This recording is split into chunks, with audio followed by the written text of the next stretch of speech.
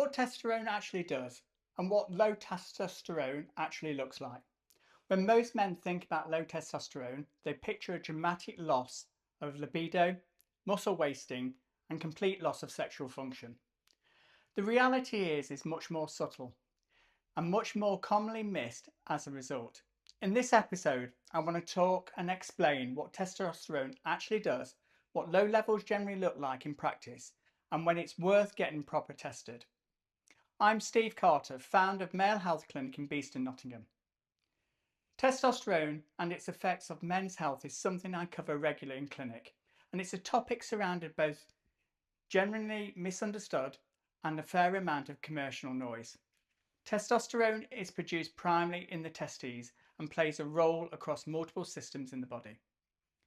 Most men know it's involved in libido and sexual function, and also in muscle build. Few are known that it's also involved in muscle mass, strength, bone density, red blood cell production, mood regulation, cognitive function, and energy levels.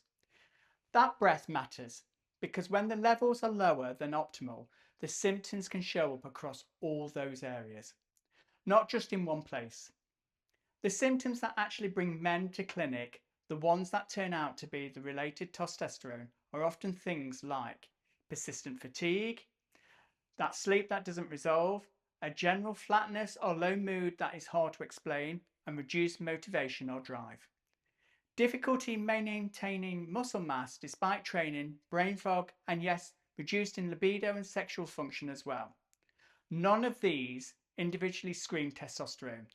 They ease to put down the stress, age, or just life, which is exactly why they get missed. The other thing worth knowing, testosterone declines gradually from around the age of 30 onwards, roughly 1% on average. That means the change is slower than enough that many men don't notice a distinct shift that just gradually feels less like themselves. If you're experiencing several of these symptoms I've described, particularly fatigue, low mood, reduced libido, and difficult maintaining muscle, it's worth getting your testosterone levels checked. A basic GP blood test will give you the total testosterone reading. That's the starting point, but ideally you want to know your free testosterone as well as the proportion that's actually available to the body alongside other hormonal markers. One important caveat though, testosterone levels alone don't tell the whole story. Many men with normal testosterone can still have symptoms if there are other factors affecting how it is used in the body. This is why a proper clinical context matters more than a single number. Testosterone is one piece of the picture in men's health. Important, but not the whole answer in its own.